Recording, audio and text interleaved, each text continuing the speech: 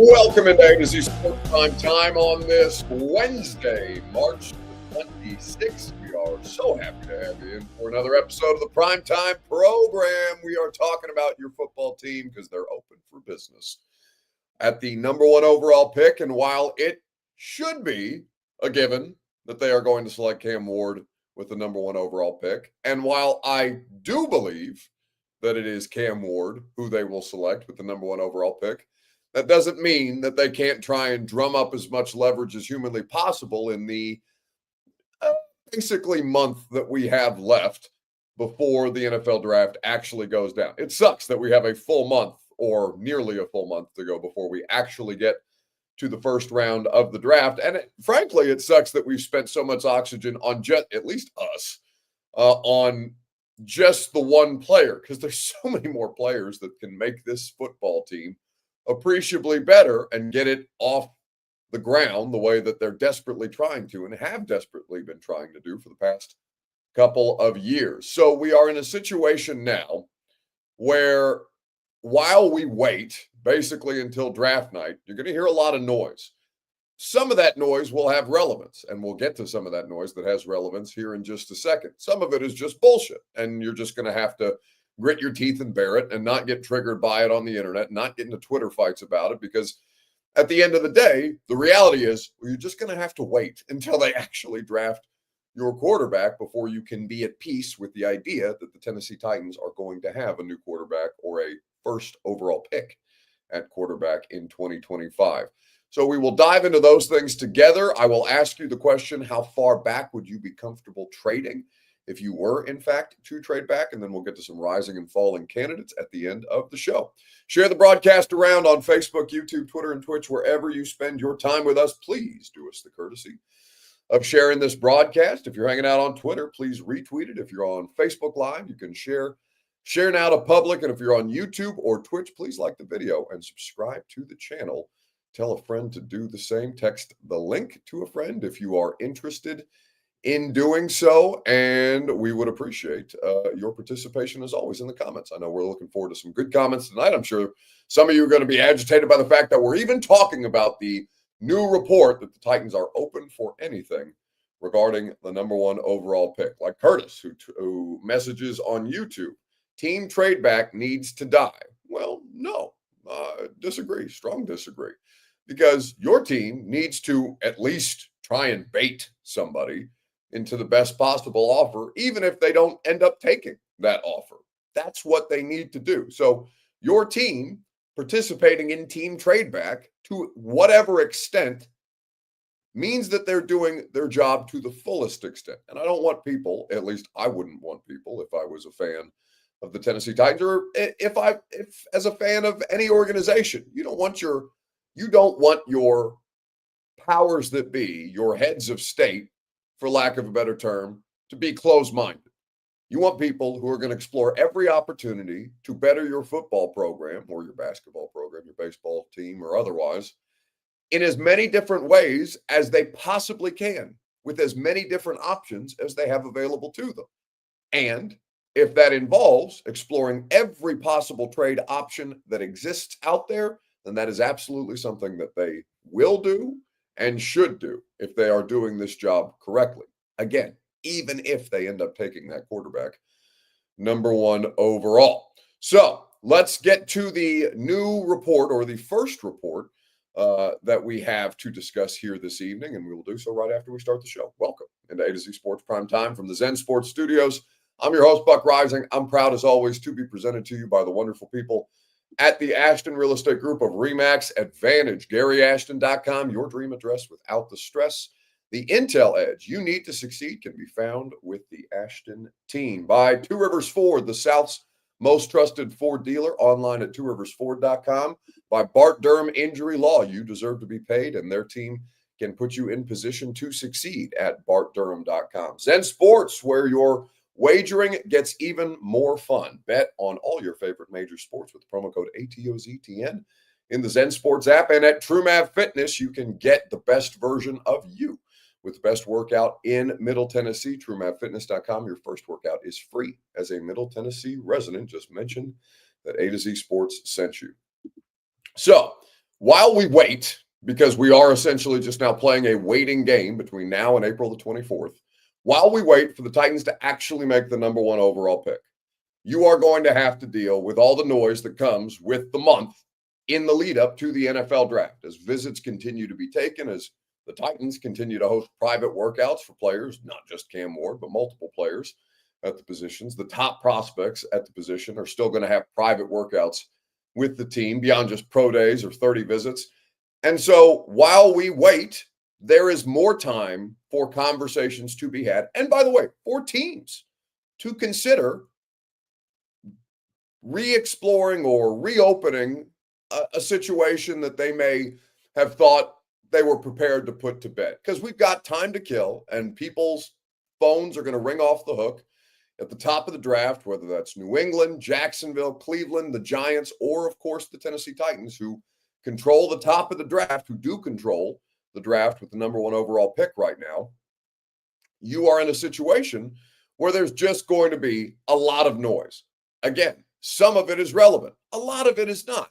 But you have to consider where a lot of people are getting their information from right now. And every time you see a new report, as we're getting ready to play for you from Adam Schefter today on ESPN's NFL Live, you have to take into consideration, all right, I'm hearing this information, but who does it benefit the most? And that is where I want to start tonight's show on Facebook, YouTube, Twitter, and Twitch with your Two Rivers Ford take. Who is the most likely trade partner for the Titans' number one overall pick? We'll talk about it together in the comment section. As I mentioned, it is your Two Rivers Ford take. And as you well know, your Two Rivers Ford take is made possible by the South's most trusted Ford dealer. The final days of truck month going on right now, 2.9% APR on your new F-150. Financing through Ford Credit is always the best option, and Two Rivers Ford is always there for you with the best customer service and the best prices. Go to Two Rivers Ford in Mount Juliet, where the car buying process is fast, easy, and more fun. TwoRiversFord.com for more info and check out their selection online today. Who's the most likely trade partner for the Titans' number one overall pick? So what's happened since the last time you and I spoke?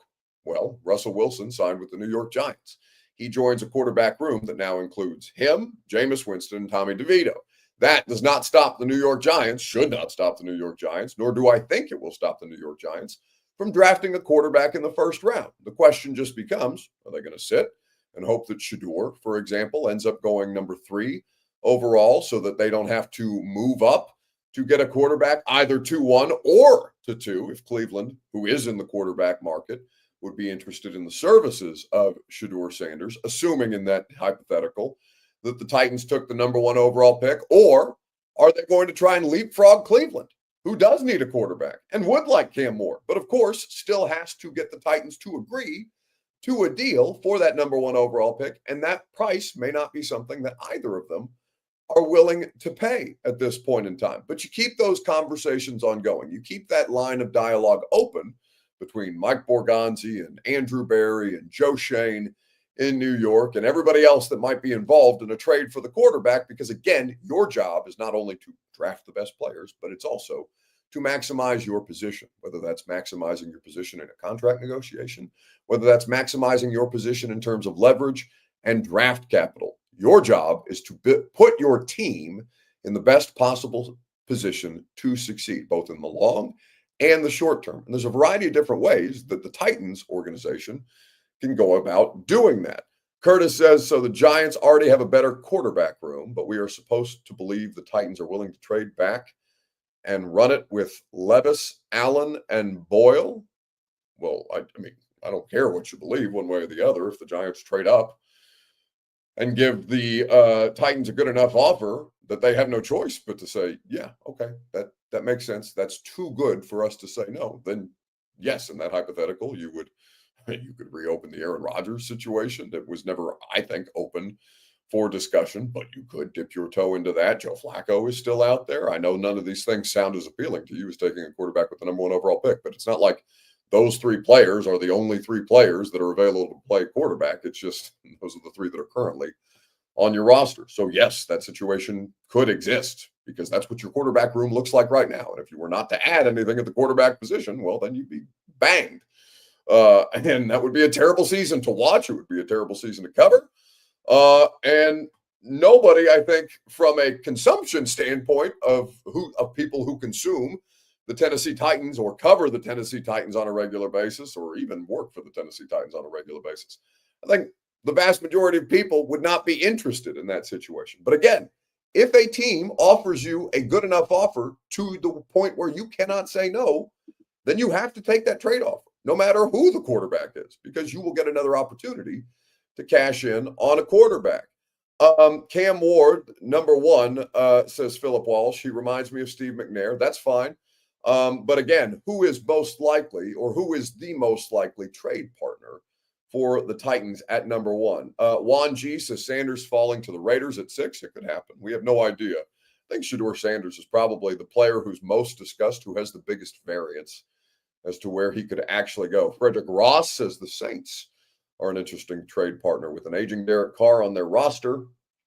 And they do have a couple of backup options, but they have benched both of those backup options in the last calendar year after Derek Carr got hurt. Joshua Medina says, please define a good enough offer. Okay, let's just take one of the more recent ones. A deal that I don't think that you would get this year is the deal that Carolina got in exchange with Chicago, or rather that Chicago got in exchange with Carolina for the 2023 No.1 overall pick, the Bryce Young draft, the Will Levis draft. In that trade, and I will look up the parameters just to make sure I'm not missing anything, between the Bears and the Panthers in 2023, they got in Chicago DJ Moore, who's the No.1 wide receiver. They got the No.1 overall pick that year in trading the No.1 overall pick. So the Bears received Carolina's first round pick, number 9, a late second, 61, their 2024 first round pick, their 2025 second round pick, and obviously that 2024 first round pick became Caleb Williams, who is, of course, the quarterback, the No.1 overall pick for the Chicago Bears, and playing quarterback last year. So a first round pick, 2 first round picks, 2 second round picks, and a No.1 wide receiver. That is an offer that you could not turn down, because again, what did Carolina, or rather, what did Chicago do? Now, Carolina had to be the worst team in the sport for the Bears to be able to draft Caleb Williams. I keep wanting to call him Bryce Williams, like confusing the two.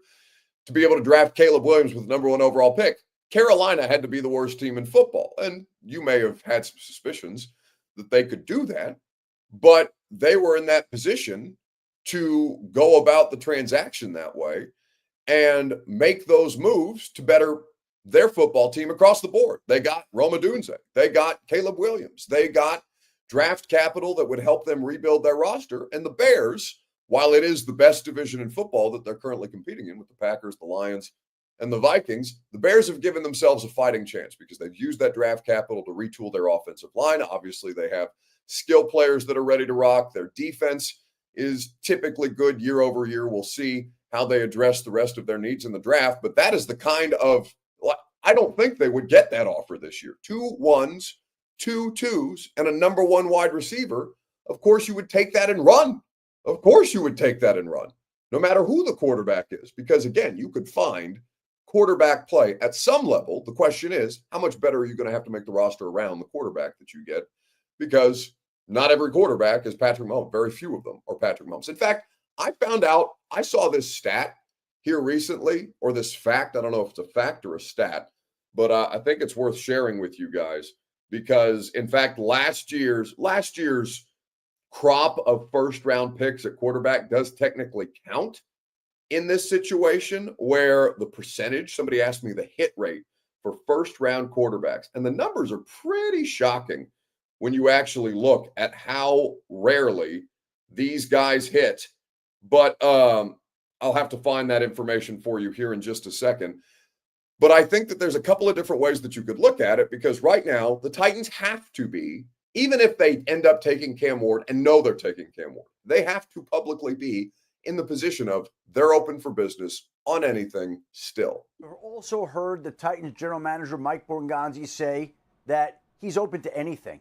And so he's going to be listening to phone calls. It doesn't mean that the Giants will be able to make it up to one. but I expect the Cleveland Browns and the New York Giants both to make calls, and let's see if there's a team that can come up with an offer that the Titans can't pass up. Yes, the Titans absolutely do like Cam Ward. Yes, they're ready to take him, but these teams have 1 month to try to change Tennessee's mind and make an offer compelling enough to move Tennessee, which has a ton of holes on its roster, off the number 1 pick.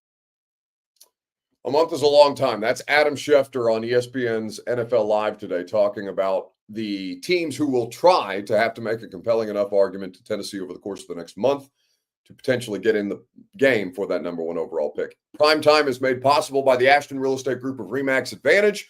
Go to GaryAshton.com, get your dream address without the stress, get the intel edge you need to succeed at GaryAshton.com. Okay, here's the numbers that I had on you because again, reasons that you have to keep your mind open to trading out of this number 1 overall pick. Even if I think that the best solution for them moving forward is to, in fact, draft Cam Ward with the number 1 overall pick.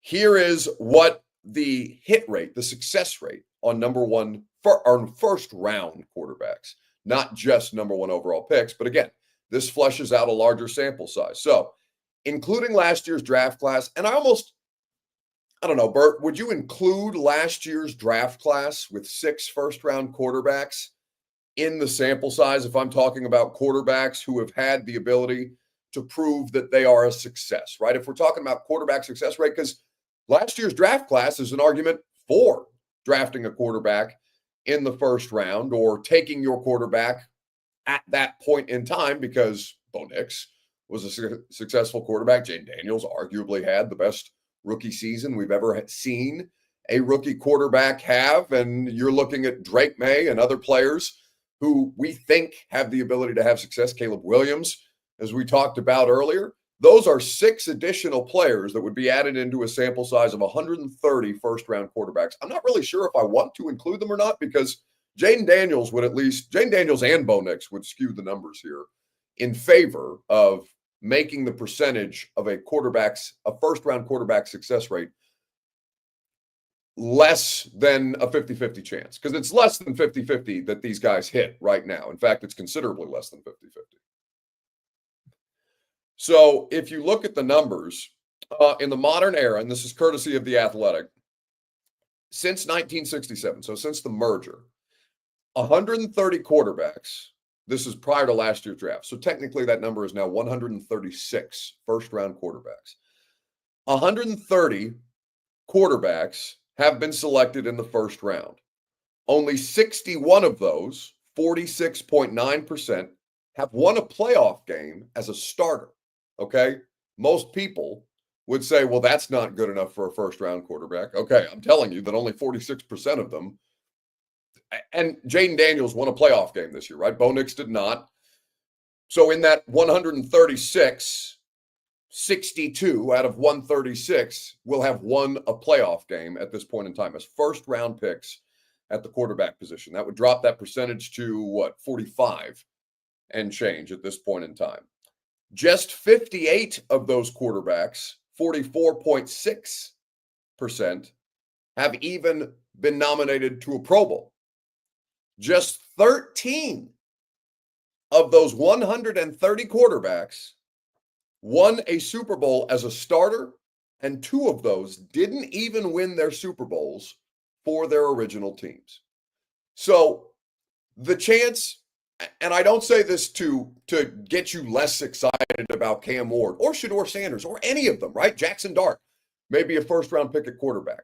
It's just to tell you that there's no perfect quarterback prospect, and there will be other quarterbacks that come along, because the percentage chance that you have on passing up a quarterback who is definitively going to win you a Super Bowl, it's non-existent. You have less than a 10% chance. You have an 8.1% chance of drafting a quarterback that ends up winning a Super Bowl in the first round.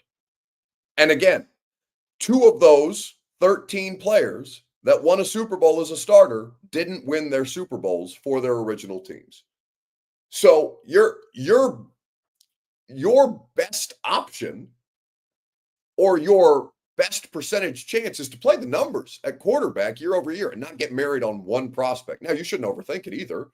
If you've got a good enough player and you think that he's capable of elevating a bad roster and giving you time to build around him, then you take the player. You don't have to overcomplicate these things. But in reality, when you say, well, no, they have to take a quarterback this year, they have no choice. They have no choice. Well, no. History would tell us that they can find a variety of different ways to address the quarterback position, because drafting a quarterback in the first round, not even first overall, but just in the first round, it probably gives you a better chance of success than drafting a quarterback in the fourth, right? And hoping that guy gets you to a Super Bowl. It's an inexact science no matter what you do. But nobody should be sitting there acting like Cam Ward. I mean, Cam Ward to the Titans may not even net a playoff game. Again, less than 50% of first-round quarterbacks, including Jaden Daniels this year, going to an NFC Championship game, have won a playoff game. That's crazy. It's batshit crazy. But that's what it is right now as you continue to look at these things. Oreo on YouTube says, but what's the hit rate of a quarterback at number 1 overall compared to other ways of getting a quarterback? Well, the number of quarterbacks that have gone number 1 overall, I can look that up for you, because it's a much smaller sample size, and you would have to, I think that this would even lower your percentages at quarterback. Let's see, because I believe there's like 36 of them out of 130. There are 30, let's see, including Bryce Young and Caleb Williams. 17 quarterbacks have been selected since 2000. Okay, 35 quarterbacks. Caleb Williams would make 36. 36 quarterbacks have been selected number 1 overall in the draft. All right, so let's take a look. We'll go, and we'll just go since the merger, okay? So since 1967, because you could go to 63, 59, 58, and all those different things, and hardly any of that is applicable. Terry Bradshaw, who won multiple Super Bowls. Jim Plunkett, Steve Bartkowski, John Elway, Vinny Testaverde, Troy Aikman, Jeff George, Drew Bledsoe, Peyton Manning, Tim Couch, Michael Vick, David Carr, Carson Palmer, Eli Manning, Alex Smith, Jamarcus Russell, Matt Stafford, Sam Bradford, Cam Newton, Luck, Winston, Goff, Mayfield, Murray, Burrow, Lawrence, Bryce Young, and Caleb Williams. So how many of those players have won a Super Bowl for their original team? Or even for their team? You haven't seen a number 1 overall pick win a Super Bowl for their team since Matt Stafford. And Matt Stafford is one who did it not for the team who drafted him, but for the Los Angeles Rams, right? Matt Stafford didn't win a Super Bowl in Detroit. Matt Stafford won a Super Bowl in LA and was a big part of that trade that saw Goff go to the Lions and, have a career renaissance. Before that, you would have to go back to Eli Manning, the last first-round pick. Eli Manning is the last first overall pick who won a Super Bowl for the team that drafted him. So, like I said, the hit rate is minuscule, guys. And it's not even because players bail out all the time. It's just there's a million different things. There's a million different things going on. A million different things going on in NFL organizations beyond just the quarterback. There's too many other pieces and parts to go all in on any one position, really. Even if you give, obviously, a higher percentage of care and attention and capital to one position, you have to have the best possible team. You can still have the best quarterback and lose Super Bowls. We just saw it this year. And he is the best quarterback. He's the best quarterback I've ever seen in my life. Tom Brady is the greatest winner. Patrick Mahomes is the best quarterback I've ever seen in my life. And he didn't have a chance in hell because the rest of the team around him was wildly insufficient compared to what they were up against. And a team with a lesser quarterback, though he played a great game. Two of Jalen Hurts' best games have come in the Super Bowls. One a Super Bowl loss, now a Super Bowl win. Ryan says just because they don't win a Super Bowl doesn't mean it wasn't a hit. That's fair. But again, let me run through some of the names that were number 1 overall picks, and let's just take the last 10 years. Bryce Young, too soon to tell. Trevor Lawrence, the most underperforming, I would argue the most underperforming player relative to expectation in the NFL. Trevor Lawrence, not yet a hit. Could he be? We'll see. Liam Cohen's job is to do just that. Joe Burrow, indisputably a hit. I would argue Kyler Murray is, though I know there are plenty of people that would push back on it. Baker Mayfield definitely is, but again, he went to several different teams before he would be considered a hit. Goff is, but that's because he had career rehabilitation. And Jameis, if you go back the last 10 years to the 2015 draft, Jameis, nobody would describe him as a hit as a number one overall pick at quarterback. You have many of these players who, again, they can be hits, but they may not be hits for you. In fact, they are more likely to be a hit for another team when you give up on them because they didn't have a good enough team around them to succeed, and you blame it on the quarterback. So there's a lot of different things that you look for, and it's tough, I think, to say any one direction is definitively the right direction to go to. I only point those numbers out to you to show you that even if they do take Cam Ward, even getting to the playoffs is less than a 50% chance. Or winning a playoff game. One playoff game has less than 50% chance. It's a really, really hard thing to do. A to Z Sports Prime Time is made possible by Bart Durham Injury Law. You deserve to be paid, and the team at Bart Durham is there to help you, just like they have helped people for over 75 years here in Tennessee and in Kentucky. You can go on their website. You can find out more about the case results that they are able to get for their clients. You can find out more about their areas of practice, whether you have dealt with an automobile injury or personal injury. BartDurham.com is there to get you right because you deserve to be paid, compensated for your pain. BartDurham.com for more information. Looking at how much further we have to go with this thing, I really, there's nothing that says that the Titans wouldn't draft Cam Ward right now, but a month is a long time to at least make them have to think about whatever you're going to toss their way as far as an offer goes. So while it is more than likely the conclusion going to end up with Cam Ward being on this team, there's just a million different things that you have to pay attention to in the lead up to this thing. And nobody should be talking about it as if it's definitively done. Nothing is definitively done until it is, much less in the NFL. They prove that time and time again. So on to another question. How far back, if you were to trade, just entertain me, even if you are not willing to trade whatsoever, play the game. How far back are you comfortable with the Titans trading? We'll talk about that in the comments on Facebook, YouTube, Twitter, and Twitch. We know what the draft order looks like at the top of the draft. We've talked about it ad nauseum. It's the Titans, the Browns, the Giants, the Patriots, the Jags round out the top five. But as you look at the draft order in the first round, how comfortable would you be, or where would you be?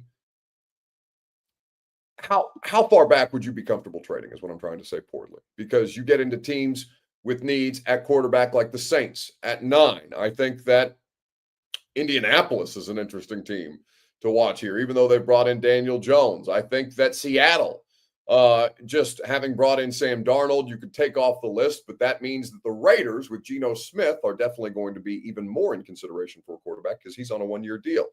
You look at Pittsburgh, who's obviously going through the Aaron Rodgers drama. You get to Minnesota, who's riding it out with J.J. McCarthy. They would be a long shot to draft another quarterback. Something would have had to have gone terribly wrong with J.J. McCarthy. But again, teams with quarterback needs that don't have a settled situation. The Rams have Stafford, but he's 37. And on down the list you go. There's a bunch of different teams outside of the top 5 that you should also take into consideration. How far back would you be comfortable trading in this draft? And again, the further back that you trade, the higher net on return that you get for that number 1 overall pick. We'll discuss together right after I remind you that the Primetime program is made possible by Send Sports. The college hoops gets back up and rolling tomorrow. Well, actually, the women's tournament has continued on.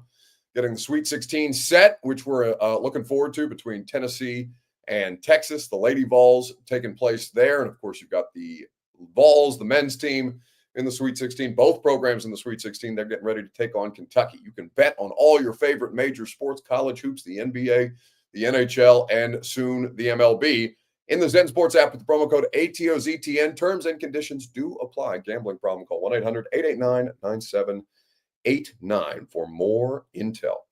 All right, So as you look at the draft order, how far back would you be comfortable trading? Donnie D says they're taking Cam. Yeah, I know, dummy, but play the game anyway. What else are we going to do for 20 minutes?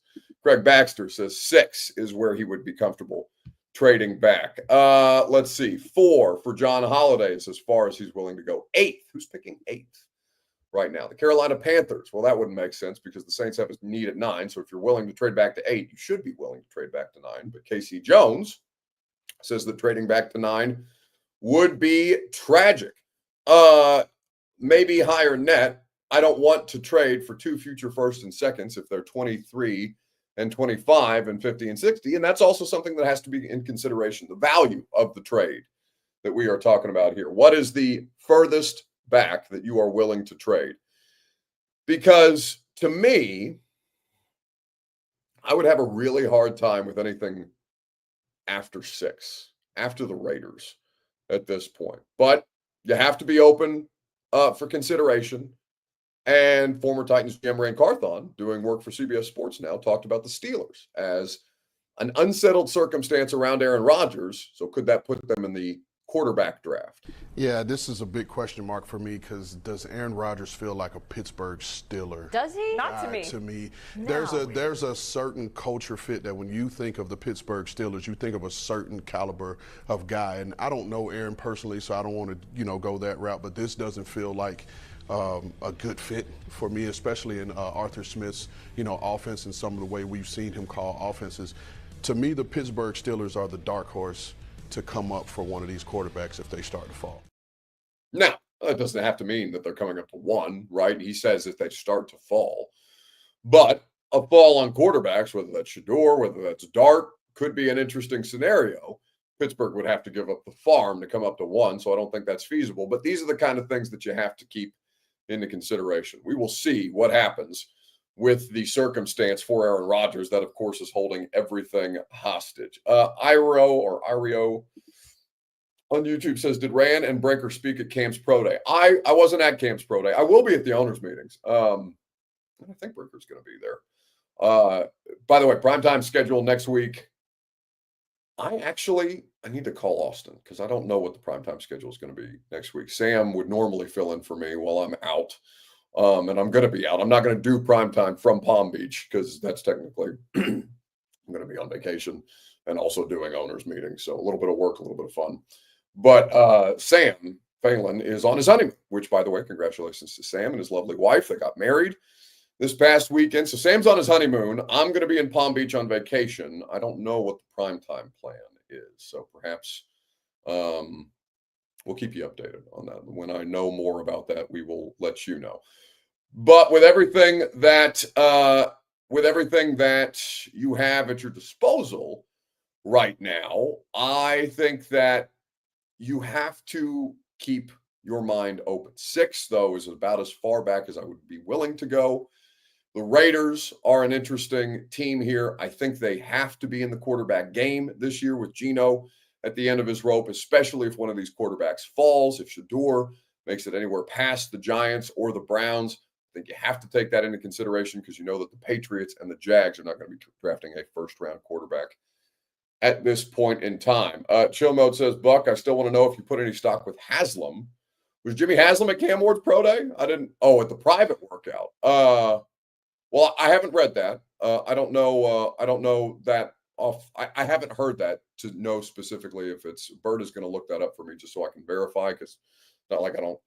Sometimes you guys see things on like Facebook or Twitter and just throw them in the chat without me having the opportunity to verify them. So I will reserve comment on that. But like if the owner. So I do have a clip from ESPN Cleveland talking about how the perception around the fan base was, how are you not going to even send somebody to Cam Ward's Pro Day? Because they did not go to his big showing in Miami. And so the fan base was like, how the hell are you not going to send someone down there to check it out? And the host is who I will get his name after we play the video. I had the video and I didn't remember who the hell show this is, but maybe you'll remember as soon as it gets unprocessed because this shit's slow as hell. But they are discussing the private workout and how that can play into their evaluation of Cam Ward. You remember the they didn't send anybody to Cam Ward's pro day? Oh my God, the Browns, they don't know what nobody would go. You gotta send somebody down there. Y'all remember that? Oh yeah. Andrew Berry, Kevin Stefanski, Jimmy Haslam, personal workout of Cam Ward today. So they were down there personally working out, and it wasn't just Andrew and Kevin. They also had the owner down there as well. That means that on some levels, Cam Ward's representation has not gotten a definitive answer from the Tennessee Titans on what they're going to do. Yes, sir. And Mike Florio today on Pro Football Talk had a report saying that after that, the Titans sent everybody down there. Now it's leaking out that they love Cam Ward, but they'll listen to offers. So that's Junior Cherry in ESPN Cleveland. Their studio is so shitty. That's sad. Don't stop that. What? Be nice. Be nice. Not everyone's as privileged as we are. We have a very nice studio. It is probably the nicest studio that I will ever work in when it comes to radio. That's probably true, but I think it's more a reflection on you than it is on anything else. Anyway, great show tonight. Appreciate everybody coming out. Thanks to Mike Keith, Coach Mack, everybody who made it happen. In the meantime, make sure you get your install tickets. And actually, don't get your install tickets. You need to come to the reinstall that will be hosted as the after party with Bert. That's the only thing you need to worry about is the reinstallation. Are we doing another after party this year? Are we taking the party to Tin Roof afterwards? That's been the tradition of the last 2 years, though. I don't know. As long as no one tries to braid my hair afterwards, I think we'll be. Yeah, that was an unfortunate development last year that almost got all of us in significant trouble. Anyway, so but that's true. Like that Jimmy Haslam, Andrew Berry, and Kevin Stefanski would have of course I put stock in that. Of course I do. For the exact reasons that they've laid out. Cam Ward has an agent. If Cam Ward's agent knew definitively where Cam Ward was going to go, then they would not have to entertain things like private workouts for the Cleveland Browns or the entire New York Giants contingent that was sent down there that was equally as big as the Tennessee Titans, because there is nothing definitive at this point. Again, they may take Cam Ward number 1 overall, but nobody should be acting like it's a lock. Even when we get to the draft, like until we see the name next to that ugly ass flaming thumbtack logo for the Tennessee Titans, assuming that they don't go to commercial break on the number 1 overall pick. God knows every time the Titans pick in the first round, they go to commercial break on the NFL draft coverage. They can't this year, though. They can try and draw it out as much as humanly possible on the front end to minimize the coverage of the Titans in the pick. All of these things are possible, okay? The percentages that you assign, the likelihood that you assign to these things happening, the most likely outcome is that Cam Ward is a Tennessee Titan. But it's not done yet. It's not done until we get to April 24th. So I wouldn't buy Cam Ward jerseys or anything like that. I had a couple of people tweeting me like, custom Cam Ward jerseys with a number that you don't even know that he's going to wear in 7. Just assuming, I guess, because he wore 7 was he 7 at Incarnate Word or Wazoo or what? Because he was number 1 at Miami. But either way, it is, I would assign, a greater than 50% chance, which is a large percentage in this scenario where there are several different scenarios that could play out here, that the Titans, 1, keep the number 1 overall pick, and 2, draft Cam Ward. I would say 65% feels pretty good. Pretty good at this point. I think Rookie 18 says Cam Ward is coming to Nashville. Okay, that's fine. He may. But you cannot, you can do whatever you want. I don't care what you want to do. You can operate however you want to. And me screaming, no, just, be patient doesn't have to make you be patient. But I'm just saying I would not even remotely consider anything about the draft. One of the most unpredictable and inexact sciences that we have, a sure thing until it's actually done. All right. A little bit of rising and falling before we end the show on Facebook, YouTube, Twitter, and Twitch. Whose stock is rising? Whose stock is falling? Let me know in the comment section if you would like. We will discuss at length together right after I remind you that the Primetime program is made possible by the wonderful people, the phenomenal people at True Math Fitness in the Gulch. Go to truemathfitness.com for your first workout free. As a Middle Tennessee resident, no workout ever recycled or repeated. truemathfitness.com for more info today. All right. I think that there are a variety of different things that could happen here that could be submitted for rising and falling. Donnie says Buck giving a 35% chance to them trotting that damn current quarterback room out is funny. No, again, Donnie, it's that they don't have two options here, right? Just something to keep in mind before we get to rising and falling. They could trade out of one, trade back to two, and draft Shedeur. Okay. They could trade out of one, trade back to, I would be shocked if they traded back to 21 with Pittsburgh, but they could trade out and draft Jackson Dart later in the first round if they wanted to. They have options. There are a variety. They could stick at one and do the thing that none of us think that they're going to do, which is draft a player not named Cam Ward. The one thing that I would put a 95% chance on the idea that Cam Ward's going number 1 overall. So again, by percentage, what's most likely here? Both that the Titans, who currently have the number 1 overall pick, would still have the number 1 overall pick from a month from now and draft the quarterback. But there are scenarios where we talked about this. Abdul Carter's probably the best player in the draft, best prospect across the positions in the draft. All right, well, if they take the best player in the draft, are they going to look around at us and be like, well, what are you guys talking about? We never said definitively we're going to take one player or another. People would crush them for that. So there's all manner of different things that you have at your disposal. But again, by the percentages, it is most likely that the Titans draft Cam Ward with the number 1 overall pick. All right. So as you look at all the different things, rising and falling, whose stock rose, whose stock fell this week in sports, you can submit your nominees. I think that it would be a stock down type of situation if the Cowboys were to trade Dak Prescott to Cleveland, which was a tinfoil hat conspiracy theory being floated by one of my favorite broadcasters, Bruce Drennan in Cleveland. Get ready for this one. I got a pretty darn good source within the Browns organization. Couple. I heard since our last show that part of the reason Myles Garrett was so willing to sign this extension for contract, money. The Browns are negotiating as we speak with the Dallas Cowboys for a trade for Dak Prescott.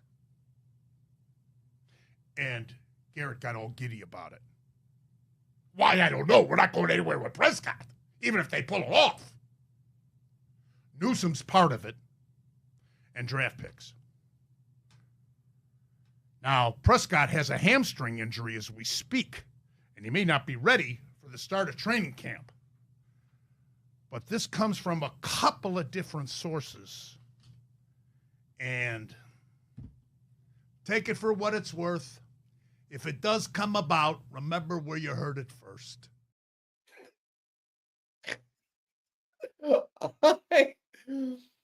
Bruce Drennan, I don't know the man. His performance there is excellent. The way that he's saying, I got a source, a couple sources, a pretty darn good source, and he's nodding at you like, yeah, you know those sources, right? I mean, it makes no sense. It makes no sense. They have Deshaun Watson's contract on the books. How the hell could they afford to trade for Dak Prescott? Right? Dalen Bill says, thank God we have Buck. Yeah, you guys, like I tell Bert and Lucas all the time, you may hate me sometimes, but you're going to be damn grateful for me at some point in time when the next Bruce Drennan comes to town, right? I enjoy it just because that is the definition to me of lying season. Bert, I think while we were prepping the show, called it a poison pill leak, where you're trying to find out who in your organization is leaking to the media. So you give somebody some bullshit and see where it comes out on the other side. You give a couple of different people a couple of different scenarios. They leak it to their media people because there's plenty of people who work in NFL organizations that leak stuff. I don't doubt that somebody in the Browns organization said that to Bruce Drennan. You wouldn't believe some of the crazy shit that people in NFL organizations leak just for the sake of, let's see what happens here. Let's see if we can find ways to smoke somebody out within our own organization. So there's all kinds of crazy shit that gets said. And you have to find the right person in front of a microphone to say it. But stock down the Cleveland Browns just generally. Cleveland's a mess. I mean, none of these teams at the top of the draft are any good.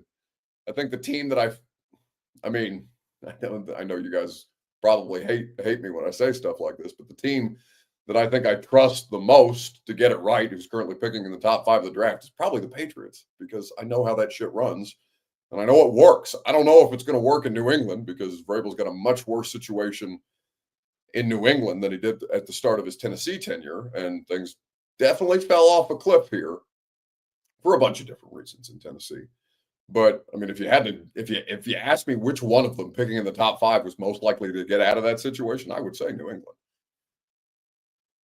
It's going to be interesting now, and I realize I say that as they give Stephon Diggs a 3-year, up to $63 million deal with like $26 million in guaranteed, which is crazy. But if Drake May gets even a remotely professional-looking wide receiver out of it, because Stephon Diggs coming off an ACL tear is still a better wide receiver at an advanced stage than I think anybody they have in that wide receiver room, then it probably ends up being worth it. And I'm sure it's structured in a way that they don't have to keep him long-term. So, and they've got more money than God right now anyway. It didn't work for the Titans. I don't think the Patriots are going to be a good team in 2025, but I think the Titans could draft the number 1 overall pick at quarterback and still have a bottom quarter of the league roster. In fact, I almost guarantee it. So we'll see what happens. Aaron says, "Hey Buck, are you ready for the MLB tomorrow? And what team are you picking for the season?" Cubs fan here. Aaron, I did not know that MLB was starting tomorrow. I'm sorry. I don't pay attention to Well, that's not true. I don't pay attention to Major League Baseball. I have enjoyed college baseball, but even then, I haven't. I'd be lying to you if I said I checked into the fall season. I know that they're playing SEC games by now, but yeah, I don't. You are telling me for the first time that baseball starts tomorrow. Baseball is so outside of my worldview, but good luck to your Cubs and everybody else and Braves fans. And if Nashville gets a baseball team, then we'll start to care about baseball. But I spend all of the entire year talking about football, because that's what you guys want to hear about. All right.